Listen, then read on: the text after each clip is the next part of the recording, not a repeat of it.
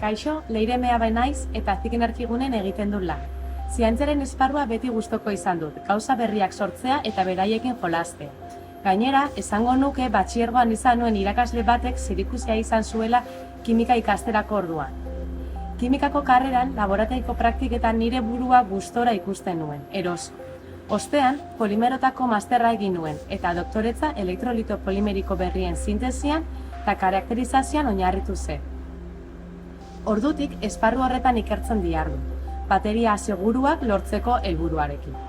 Esango nuke dugun taldearekin pauso txikiak emanaz, gizartean inpaktu bat lortzeko esperantzak eta gogoak bultzatzen nautela alor honetan ikertzen jarraitzera.